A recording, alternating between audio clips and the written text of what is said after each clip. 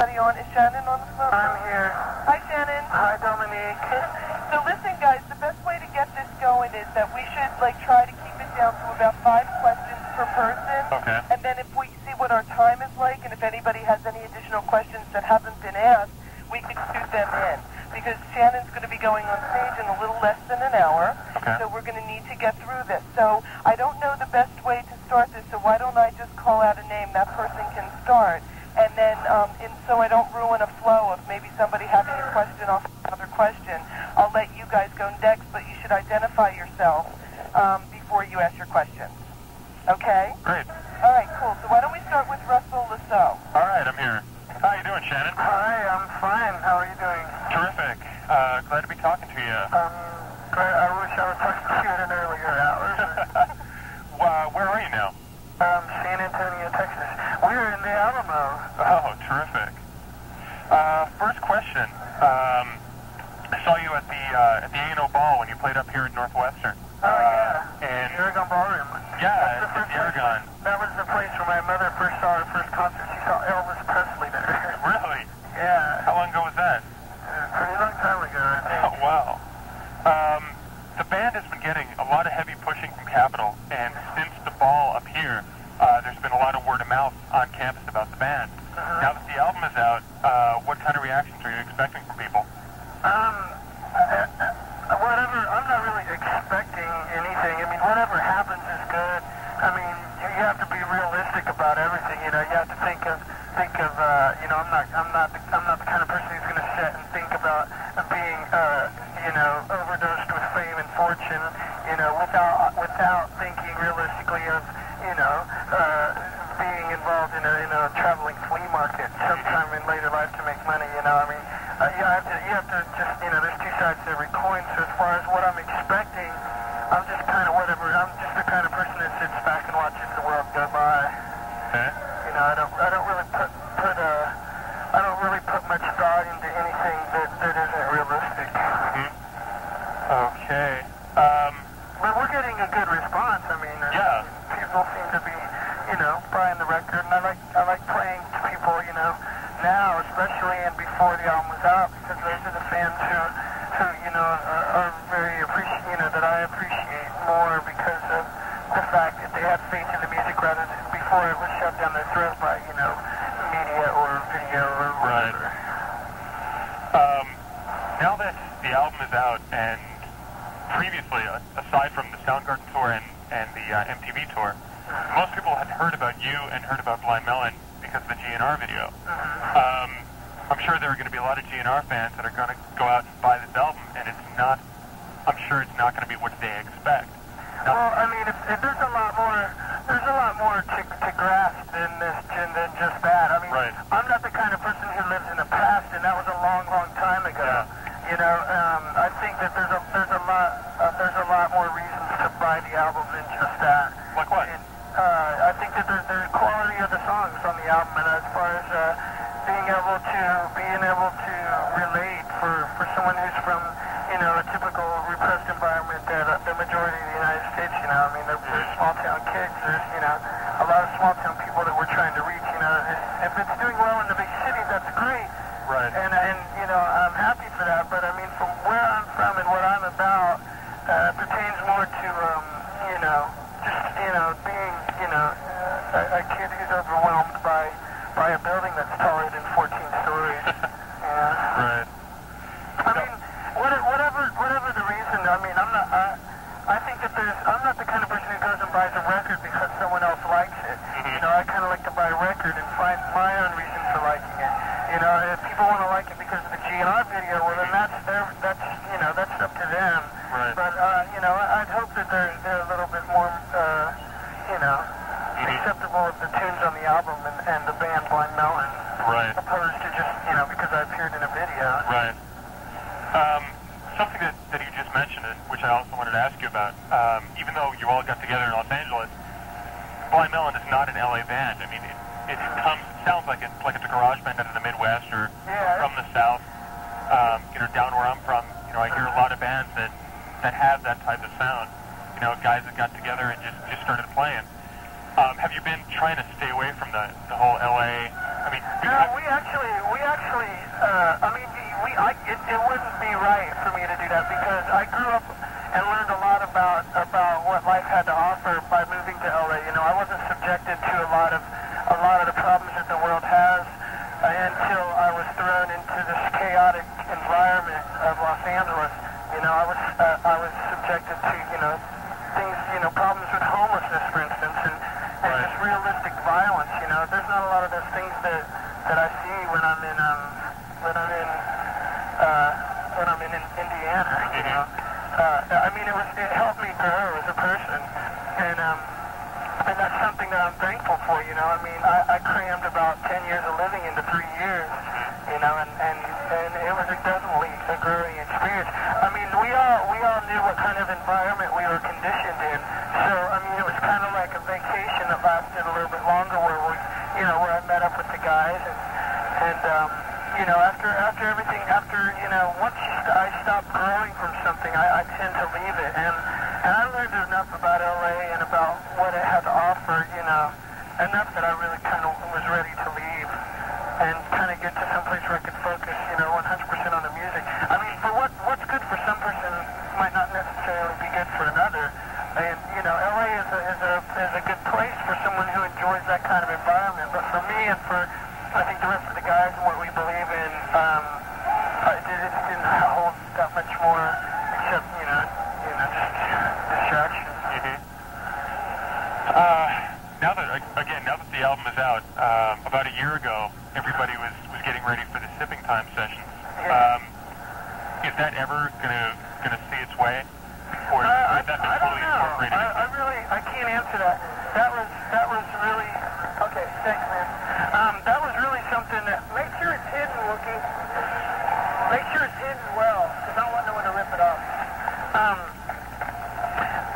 It was something that was in the real premature state of the band. We weren't really locked in as a band. There's more as far as what I believe and what we believe as a band. It's more than just the music. It's a friendship. It's a relationship with a person. And the only way to make your music, sincere is to really know one another. And when we went into the studio to do that, that was when I really didn't know that much about the rest of the guys, and everybody was still getting to know one another. And it just seemed a little bit too early to really go in and track something that was going to represent the band well. And so we just decided, everything seemed great while you were doing it, but then after a couple of weeks, you pop in and you listen to it, and you're like, wow, this really isn't us. Yeah. This doesn't it doesn't flow the way that we want people to see and hear us. So we just decided to scrap it. And there was it came out well, but as far as what we wanted, it didn't come out that way. Okay. And final question. I've noticed that religion has been a heavy theme in your music. Songs like Soak This In, Holy Man, Change. Is this something that affects you and the other bandmates deeply?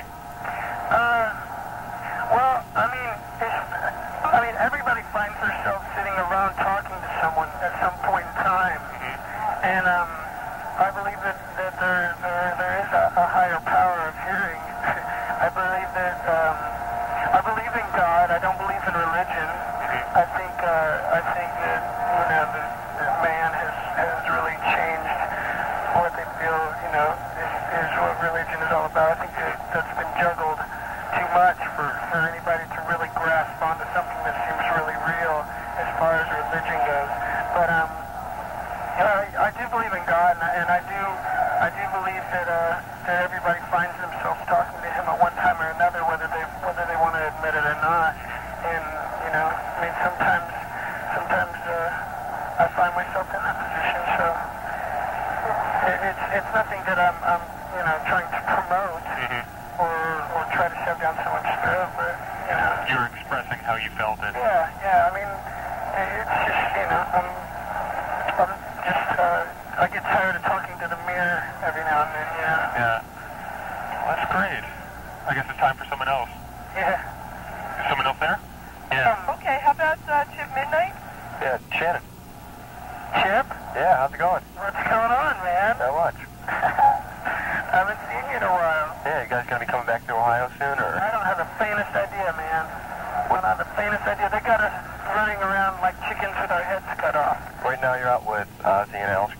Yeah, it's going good too, man. How many shows have you played with them so far? We're playing tonight. We're playing in San Antonio. They haven't allowed him back here for like 10 years because he pissed on the album. Yeah, that's right.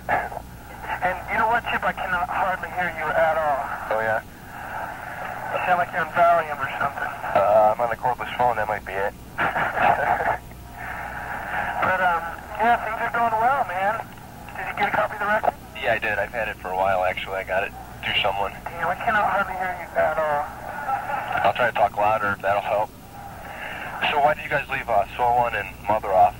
Actually, they were two songs that were written really, really early, and they were written before we had actually gotten, gelled as a band. And, when a band first gets together, they write a few songs, and they think, just to kind of feel each other out musically, and those were a couple of the songs that were written prior to that time. Right. So, they were songs, they're still, in the file, so to speak. But as far as being released, I don't know if we're going to do that or not. Yeah, do you know what you're going to do after this tour? What the plans are? Man, that's still up in the air? That's too far ahead to really tell. Yeah, how long is this tour for that you're on? This tour's only for another few more shows.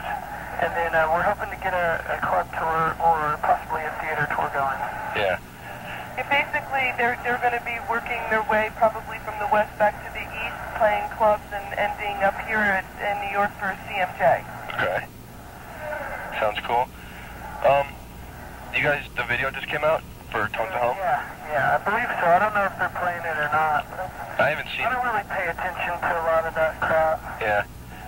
Where did you shoot that? Was it all, We just did it in some theater in downtown Los Angeles. Yeah. We did it for a day, and we have a lot of video that we had compiled over, just the process of building the band, and we, kind of made it. Right. Threw it all in there. Right. Do you have any songs that you guys didn't put on the album that you still have kind of working on and stuff? And I can't hear you, Chip. do you have any songs that you didn't put on the album that you're still kind of holding for? There's a few songs that we have for probably release later on, after the probably between the first and second album. Right. We'll probably put out. Yeah, there's a song called Rodeo-Z. I don't know what else, man. There's a couple other songs. Yeah. There's a couple live takes of some stuff. Yeah. So how did the rest of the tour go after I saw you guys in Dayton? You guys headed up to Canada, didn't you? Yeah, it was cool. It was all right. Touring is touring. Yeah. Every night's good. I like to play live. I don't like time on my hands. Right. I don't like to be stagnant. Yeah. Big Audio Dynamite just came through here a couple weeks ago. Really? And Live was here about 2 months ago. So we got to go see them. They're good mood music. Yeah, definitely. Mick Jones he's a rebel. Yeah. So, Survivor. So how does it feel like you've now got you have the big Rolling Stone article on you guys, which is pretty cool for, I guess I don't really pay attention that much to that, in all honesty. I mean, it's something for someone else to read. Right. I know how I am, and I know how what I believe in, and I know what the rest of the guys believe in. So as far as every now and then I'll pick up something and read it, but to me it's just it's distracting to me because you find I see people who are up and coming today and bands that are doing well right now, and it's so obvious that they read everything that's written about them because they start to conform to what the writer writes about them. Right. And their whole belief and their whole attitude seems to change, and their beliefs kind of get juggled around, and they seem like they're very superficial. And I think a lot of that is due to what they read about themselves, which seems kind of very conceited. And as far as if I have a good relationship with the person who's doing the interview, I'd like to maybe jump through there to see if they had a clue about who I am and what I'm about. And most of the time they don't, and most of the time it's all. but and so it's good for a laugh every now and then. But Kim Neely from Rolling Stone, you know, she's pretty much pegged me. Yeah. Without a doubt. And you know, she's you know, I thought that article was good, but you know, I mean, I'm not the person who really reads everything that's written. Yeah. Because you know, you can't believe everything you read. Right. Okay, one more thing. If you guys swing through, you still got my number and stuff? I got it, man. All right. Definitely have to give me a call when you come through. All right, Chip. Well, listen, man, it was good talking to you. All right, nice talking to you again, too. Sure, man. All right. All right. Bye. Hey, Dominique. Yeah? I have time for one more. Okay, who wants to be next? I do. Go ahead and just identify yourself. This is Amber. Hey, Dominique. Yeah. I can do whatever tomorrow, like during the day. Whoever I don't speak to, Uh-huh. it's just that I gotta go warm up because this show's really close to going on. Okay, well go ahead. Let's go with Amber then, and then what we'll do is we'll figure it out from there. I'll talk to everybody. Okay, Dominique. Okay. Amber? Yeah, this is Amber. Hello. Hi, how are you? I'm fine. How are you? All right. I was just wondering what it was like being in the video with Axel and everybody from Guns N' Roses, and how was that sort of like, did you see yourself being in that position like a few years from now? I mean, is that something that you want to be? Well, you know, Amber, in all honesty, I would like to talk about something that maybe it's not so obvious. Something that you know, I mean, I like to make the interview a lot interesting for you and for me and for the reader. And by talking about something that's been talked about for a year, it's kind of a waste of my time and a waste of a reader's time. And I'm sorry to be that blunt, but Okay, it's well, just, you know, I mean, there's a lot of other things to talk about. all right, get back to the media. Can I cut in for a second? Yeah. I feel like a moron. I'm Meister. I feel like a complete moron, but which video were you in? Just it was Don't Cry? Is that the one? Yeah. Okay, you were the dude singing with Axel then, right? Yeah. I'm sorry, go ahead. Okay, anyway, well, we'll get off that. Can you tell me a little bit, you said something about the media coverage that you've gotten so far. Do you think that most of it has not been accurate? Well, I mean, every now and then someone, you know, I mean, they tiptoe on the truth, but, you know, they tend to elaborate on something that is, you know, out of context as far as, you know, about like, you know, when I elaborate on something, they tend to take it and put it under a different, they tend to change their question when they print it. They'll get the quote right, but they'll change the question that they ask, you know, when it's printed. But, you know, I mean, that's whatever. Right. Does that bother you? You said you don't pay a lot of attention to the... No, it doesn't bother me. Those kind of things, they just, you know, they're kind of, they just, you know, they're part and parcel with doing this for a living, I guess. How much do you think that the media coverage you receive affects the way your fans listen to your music and receive your music? I'm sorry, I didn't hear you. How much do you think the media coverage you receive affects the way that your fans or your listeners understand your music and understand you as an artist?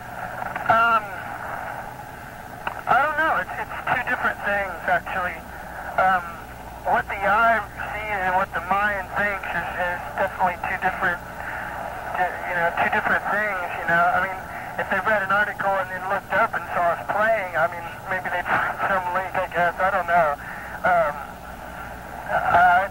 You know, I'd hope that what they read would you know, maybe help them, you know, be interested in going to see the live show, because the live show is where it's at. I mean, to be there live. I mean, anything. It's like you can hear about how good a movie is, but you're not really going to know until you go see it yourself. So is that where people really get a feel for who you are and where you're coming from, is in the live? I'd say that, or by listening to the record, by getting stoned and putting headphones on and just sitting back and watching CNN with the music playing and the volume turned down. Would you recommend that? Yeah. Advocating getting stoned. Would I recommend getting stoned? Right. Well, if that's what you're into, yeah. Oh, and one more question. What's your favorite beer? I don't drink. You don't drink? No. Okay. Does anybody else have any questions? Yep. Yeah, Phoenix here. Huh? Phoenix here. Have you ever been booed off stage? I don't know. I don't know. I can't remember. I'm sure I've been booed at. For probably more than just the music. I'm sure I've been booed at a few times. Yeah, nothing to cut on your music, but yeah, I can see where that would happen. Huh? I can see where that might happen sometimes, sure. Yeah. But, what kind of an audience are you shooting for? I don't really know. We kind of have been playing. I mean, our schedule, who we've been playing with, and the bands we've been lined up with, everything's been like diverse as hell. I mean, as far as going from playing like with Big Old Dynamite to this tour to Soundgarden, it's kind of covered a wide range.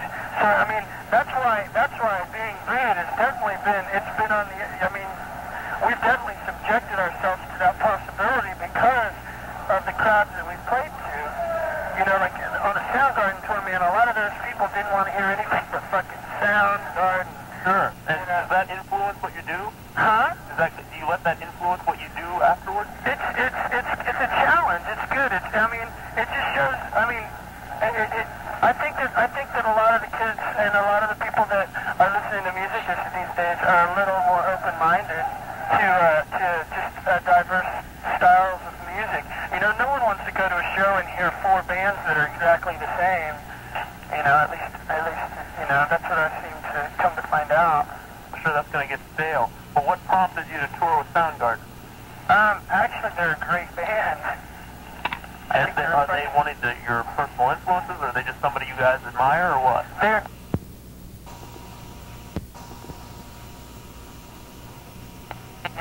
When someone brought that up, man, I mean, I was, you know, clicking my heels at the fucking excitement. I mean, they're a great band, and you know, there's not much more that I can say about that. Okay. Without sounding like I want to get married to all of them. Yeah, that would definitely make for a weird stage act. Yeah. Okay. Well, I think that's about all the questions I got. All right, man. Well. Okay, Shannon, how are you for time? I'm. You know what? To be honest, I really have to take a shit. Oh my God. All right, listen. Why don't you go? I'm actually. You know what's funny is that I guess that Ozzy made these shirts for this show, and they said, you know, because he got banned from here for 10 years for pissing on the Alamo, and I guess that he made shirts for this show that said, "I'm back to take a shit," and they fucking got all pissy about it, so they're not letting him do them. Isn't that hilarious? It is pretty funny. But anyway, Shannon, one last thing. yeah.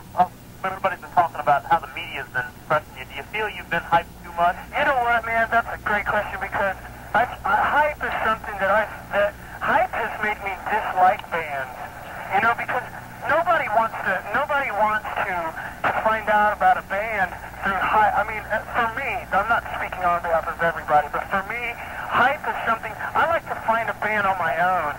I like to find a band on my own. You know, sometimes being turned on to a band by a friend is great, but when they're just, you know, if you don't have the goods to back up the hype, then it's something that you should be nervous about. I like to think that our album's strong enough and that our live shows are strong enough that it doesn't bother me. But yeah, the hype thing is just, you know, I mean, it's a wave that, you know, that I don't like.